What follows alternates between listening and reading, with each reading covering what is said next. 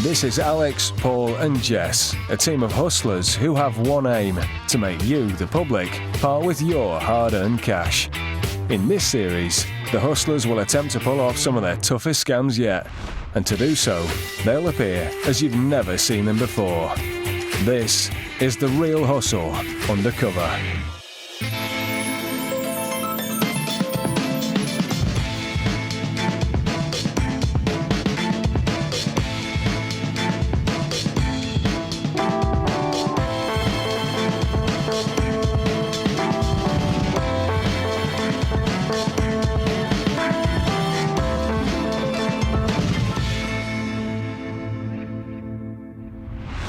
After hundreds of scams, the hustlers face the real problem of recognition, so they've had to come up with new ways of keeping their identity secret, enabling them to keep pulling off daring cons.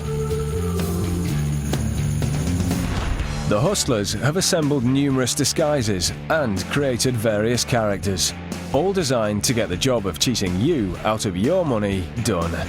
On tonight's show, these clubbers are taken for a ride. If there's any problems, they said phone Susie. Celebrity hustler Emma Willis gets food for thought. It's just that sheer guilt. And a hustler's camera never lies. Did it work? Told you. Older people on this show have been hustled for real, and after being given their money back, they agreed that the footage could be shown so that you can avoid being ripped off by the same scams.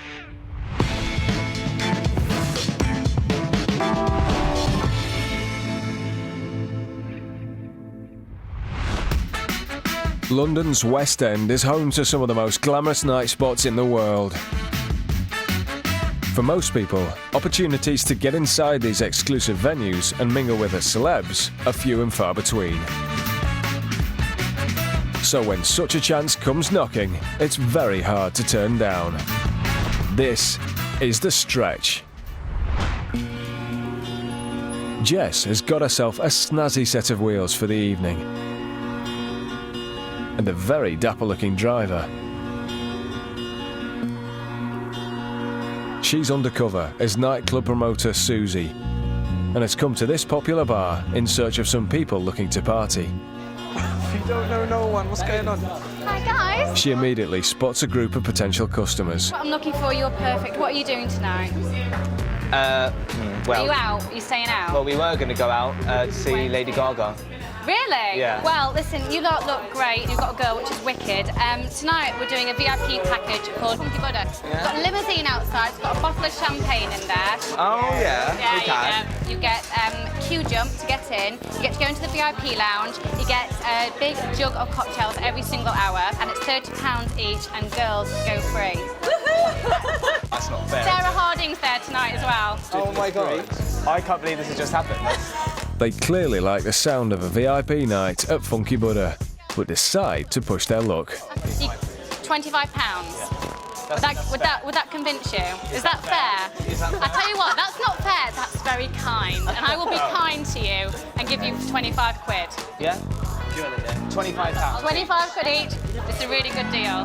Go. It seems they've got themselves a real bargain. The excited Marks hand Jess 75 quid in cash, and then head outside to their waiting limo to start making the most of their unexpected good fortune. Where's the champagne? Oh, there's the champagne! Oh, God.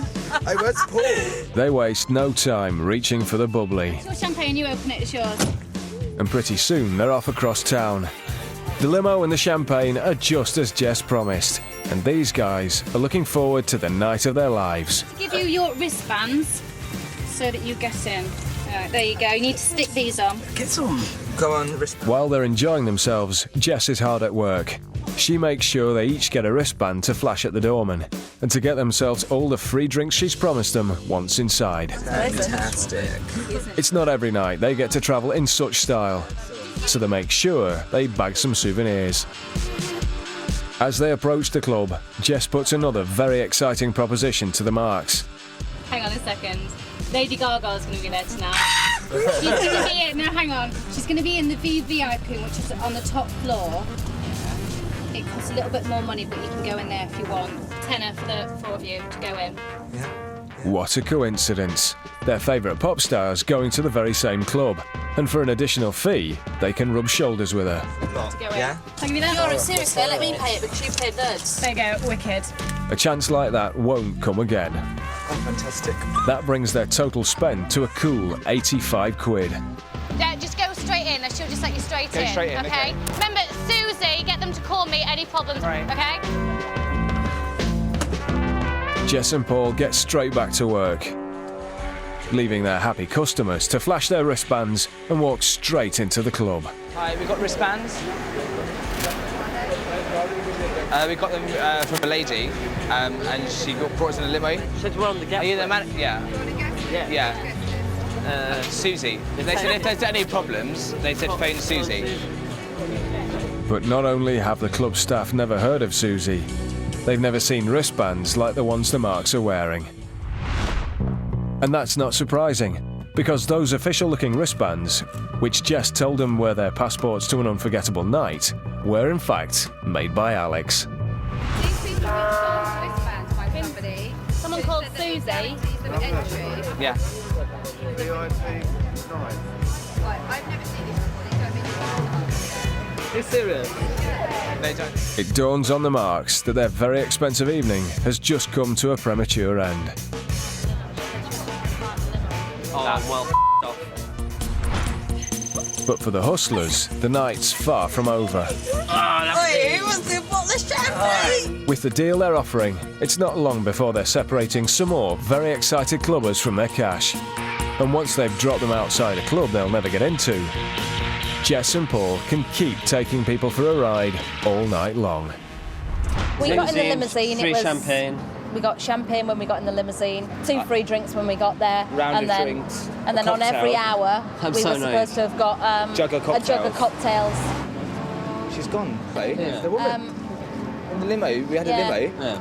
I mean, that's my night gone, totally. That's it. It's kind of Definitely. bus home now, I guess. Yeah. It's terrible. This is her. Pink hair, short bob.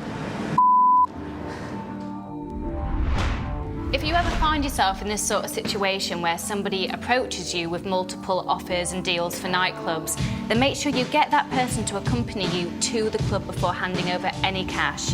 This way you can check that the promoter's genuine and that all the offers are legit.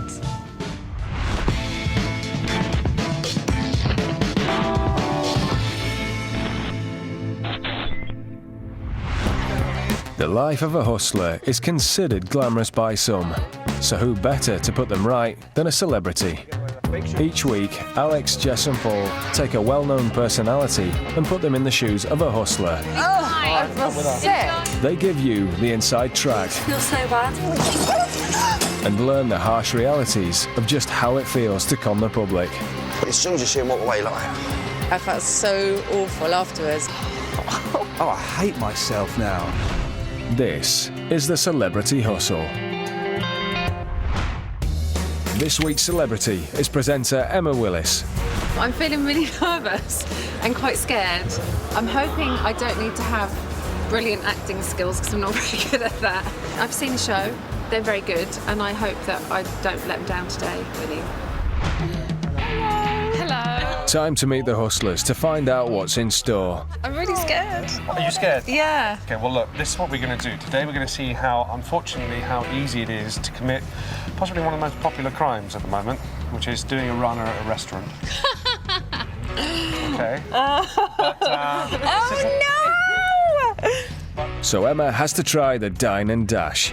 But in her condition, she can't just run out of the restaurant. It's going to take more skill than that. Okay. Jess is going to be sitting in the restaurant as well, eating a cheap meal. When Emma has racked up the bill as much as possible, she'll have to walk past Jess's table and switch her bill for Jess's. Do I do that as I'm moving? Just as you're walking past, you just pause for a second. Once she's completed the switch, all she needs to do is pay Jess's much smaller bill and stroll out. All right? I don't know. I think so. Bon appetit. Let's go. Just down the road is the restaurant. Jess will follow later. The restaurant is busy, perfect for Emma. To make this scam worthwhile, Emma has to order the most expensive dishes to get her bill as big as possible. Were she not pregnant, she could just order the most expensive champagne, but she'll have to compensate by eating for two. Can I get the hummus kebab? Yeah. And the fillet steak? Can I get the mazzarka as well? Yes. Thank you. Someone else is coming. It's fine, he's just running late. Under the pretense that a friend will be joining her, she's ordered a starter and two of the most expensive main meals. Good thinking. Out comes plate number one. Thanks. With her starter well underway, it's time for Jess to make her appearance. Thank you. Yes, thank you. Jess sits herself down with a clear view of Emma. Well, I don't know if they're going to make it, but just bring it and I'll nibble away. Yeah, thank you. Out come Emma's two mains. It's a far cry from Jess's starter and coffee, worth just £8. A pregnant lady eating two main meals to herself hasn't gone unnoticed by the staff. Whilst it's good for racking up her bill, this is not helping her keep a low profile. The final plate comes out. It may be the sweetest, but the dreaded moment is looming. Timing is crucial for this scam. Jess has to make sure she orders her bill at the same time, ready for Emma to do the switch. Excuse me, can I get the bill, please? Yeah. Jess follows suit. Emma receives her bill. She's done well. It's over £60. Jess has given her bill of £8. This is it. Seeing Emma getting ready, Jess places her bill in reaching distance. Done like a pro.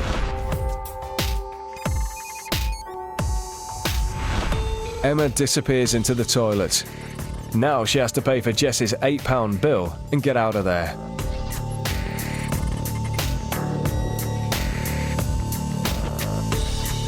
There's no turning back now. She has to pay it. But will the waiter notice?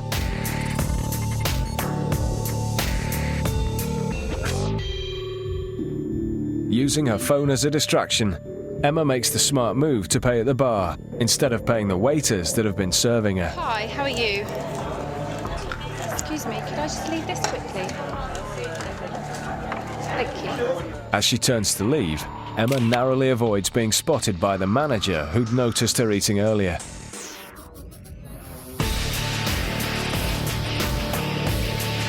She's done it. She's out of the door after only paying £8 for a £60 meal. Excuse me. Sorry, I think you've given me the wrong bill. I've only had a coffee and some hummus. I just checked. With Emma safely out the door, all that's left is for Jess to point out the mistake and pay for her food. Your colleagues made a mistake. No. The staff are quick to apologise, leaving Jess to pay what she rightfully owes and make her exit. Thank you. Bye-bye. Leaving the staff to figure out how they are £50 down. The most nerve-wracking thing was when you ask for the bill, because then you know you've not just got to sit there and eat, you've got to actually move and do something, and that's when somebody might see you. When it's busy, you can't concentrate everything what's happening on the. You just want to serve drinks. I can't concentrate what's happening every time, what customers doing. It's just that guilt, that sheer guilt that you're feeling as soon as you walk out that door, and praying that you're not going to get caught. Still to come, why seeing shouldn't always be believing. I feel like an idiot, mate. How would you feel? And things get dicey for these guys. I don't really know what happened, to be honest. There was a bit of a flash and then all our money was gone.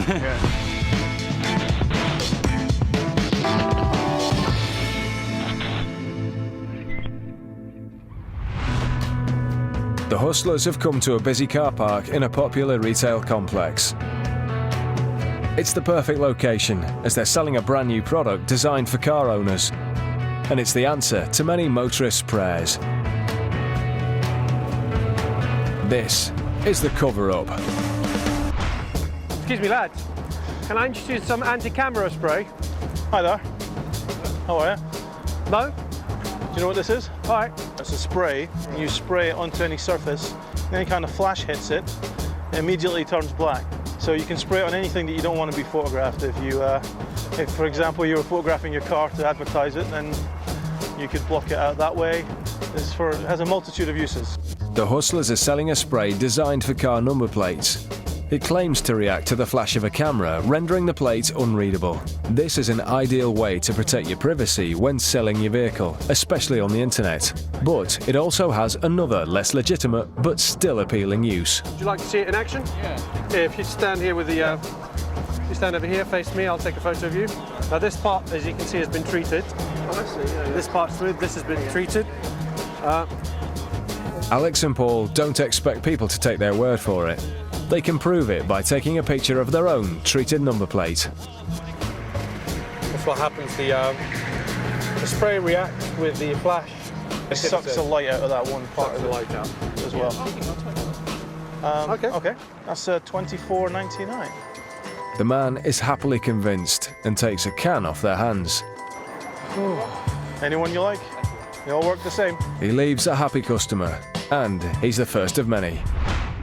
These fellas are interested as well, but are by no means convinced that it works. I'm pretty sceptical about this sort of stuff. Understandably, a lot of people... Understandably, it's up to you guys, but it sounds to me like it'd probably save you a lot of money. Even after seeing the picture of Alex and Paul's number plate, they think that something might be up. Make you a deal, I'll give you one for 20, and it's enough for 2 cars. What do you think? I need it.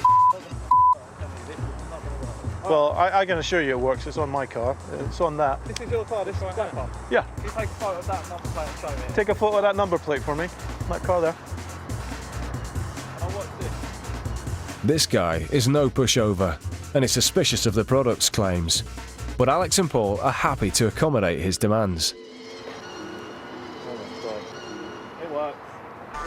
Did it work? Told you. We wouldn't lie to you. Paul and Alex prove the spray's amazing claim.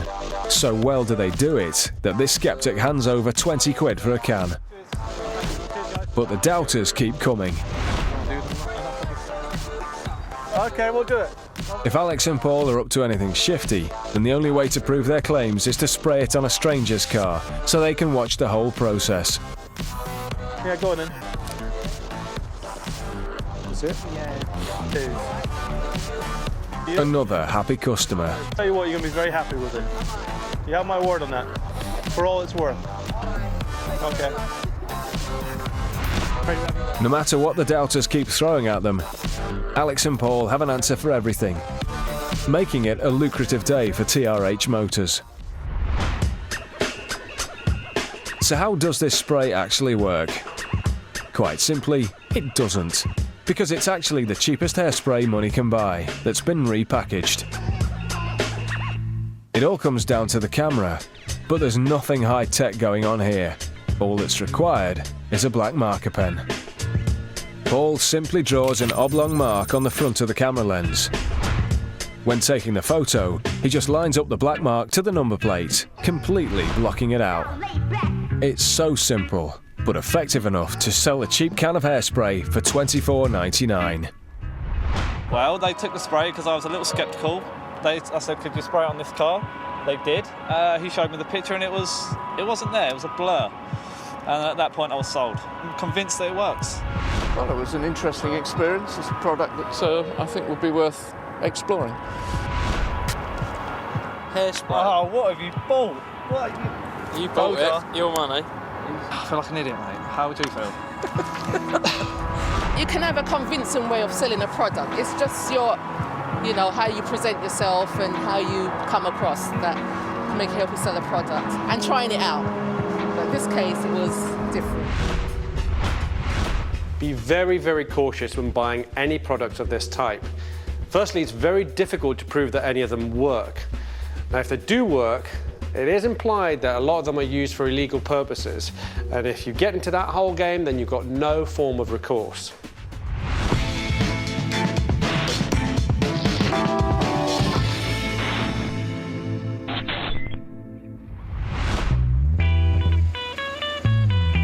large railway stations are busy places. At certain times of the day, the streets around them are packed with travellers. And any nearby pubs are full of people, killing time waiting for their trains. They're sitting ducks for hustlers. Alex has gone undercover as an American tourist, and Paul's a commuter come straight from the office. This is The Tat. These three young guys have decided to have a pint in this crowded pub while they wait for a train. They don't know it, but they've just sat in the wrong place at the wrong time. Because flicking through his newspaper right next to them is Alex. Paul wastes no time moving in. Excuse me guys, can you be sitting there? Do you mind if I just take a...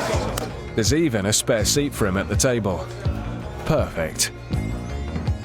Pretending not to know Alex, Paul takes up his position. A short while later, Paul appears to have lost something. Sorry guys, I think I dropped my wallet.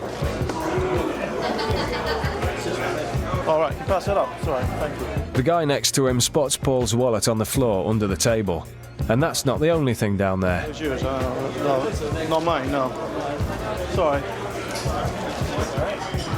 Yeah. Oh, yours. Next to the wallet, they find an apparently abandoned pair of dice. You ever go to Vegas? I go to Vegas every 2 years. I play dice. The thing of craps is everybody says it's an easy game to play, but... The chance discovery gives Paul the perfect opportunity to rope the boys into a conversation about dice games. Are you guys talking about craps? I'm from Vegas. I love craps. Which, in turn, gives Alex the chance to overhear them and get involved. You want to learn how to play craps? Make you money. All right. Well, it's called the tat. It's just a simple game. It's like whoever gets the highest number. So if I roll one, I mean, there's 3. So I've got 3 in. Oh, hold on. I'll put a pound down. All right. So I'm almost bound to lose, but... The tat is simple. Everyone puts in a pound and then rolls the dice in turn. The person who rolls the highest number wins all the money. Dice near another player. They don't like that. All right. Now you throw. I'll put a pound down. Put a pound on the table. So you put a pound down as well. All right. So now you're interested. All right. You know what I mean? Yeah, if it keeps like that. But basically, your money will move around, and at the end of the night, some will have more than others. It's a random game of chance. And before they know it, the boys are playing for money and enjoying some beginner's luck. Congratulations. Playing a drinking game or something? You want to play? Sure, I'll play. You need like a plastic cup or something. Would you mind going behind the bar? Yeah. Now, the marks are hooked. It's time for Alex, the friendly American tourist, to get involved and move this scam up a gear. You only had these. That's fine. That's fine. With the plastic cup to shake the dice, the game can really get started. First, huh? Yeah. Click on me. What do I do? Just put a pound in front of you. It's game on. The marks think they're in a friendly game with a couple of perfect strangers. Can I make it £2? We'll make it 3. 3. Nice. Yeah. All right. Are we making it for a £5? 5? Yeah. And it's not long before the stakes have been raised to £5 a throw, which is when things start to go wrong for the marks. Yeah! Alex's win means the marks are down big time. Money, please, gentlemen. Staying in the game is the only way they can try to win some money back. But Paul and Alex have both hit a winning streak. So that's £5. Roll on. This marks almost run out of cash, so Paul takes pity on him. What's that? That's a 9. That's a 9. That has got to be the best roll you've had all night. There's no money on the table. Tell you what, you've got 9. All right? I'll bet I've beaten you, okay? I can only beat you with 10, 11 or 12. Sure. He offers a side bet with the odds stacked massively against him, so the mark can win some money back and stay in the game. I'll put a 10. Top of 10? You got a bid 5. There is no way. Oh, the whole 10? Yeah, go for it. It's a lot of money, 30. As it's such a one-sided bet, everyone puts in as much as they can against Paul. Surely he can't win this one. I lose sometime. What more can a man do? Despite Paul's best efforts, he wins again and cleans the mark out in the process. You should do. Alex wants one last try to win some money back. 40 each? That's all I got.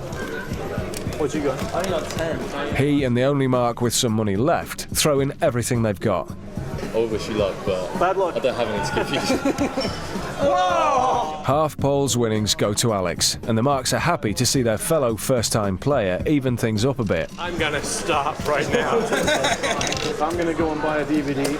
Now the Marks are completely skint. It's time for Paul and Alex to make their excuses That's Victoria Station, right? Yeah. and head for the exit. That was fun, but nice to meet you. Not doing that again. Good luck with the hey, Steven. Good luck, guys. Nice to meet you. Take care. Nice to meet you. Take care. And keep the paper. That was one very expensive drink. But as far as the Marks are concerned, they've simply been the victims of bad luck. However, as you're about to see, luck had nothing to do with it. Paul deliberately dropped the dice, along with his wallet, for the Mark to find. What are yours?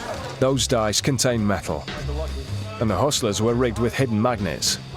Using the cup to mask the dice's behaviour, Paul made sure he threw them directly over the very powerful magnet attached to his knee, which caused them to settle on the high numbers. Here's what the Marks couldn't see. So even when it looked like Paul was being fair, I was beating you, okay? I can only beat you with 10, 11 or 12. Sure. he wasn't. When the others rolled, he could just move his leg away to remove the magnet's influence. And Alex? His magnet was attached to his left wrist, and then masked by his coat.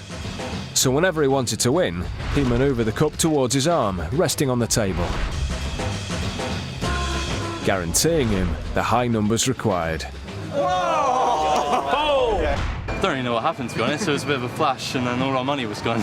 You said like over 100 quid. Yeah, well, I lent you guys at least 50 each, and you had about 50 as well. So 150 quid must have lost, yeah. Yeah.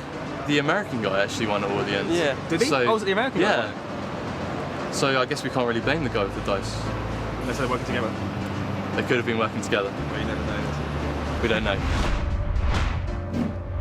There's a world of difference between playing a game between friends in a pub and getting involved in gambling with complete strangers, whether it's dice, whether it's a 3-card trick, anything else, where somebody wants you to part with money who you don't know in a game. You should always suspect that it's dishonest.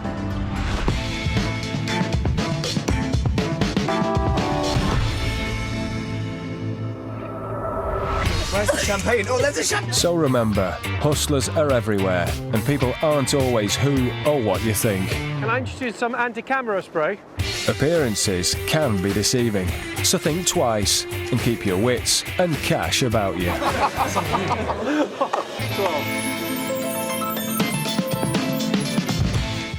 The Real Hustle Undercover is back next Thursday with not one, but 2 eps from 10:30.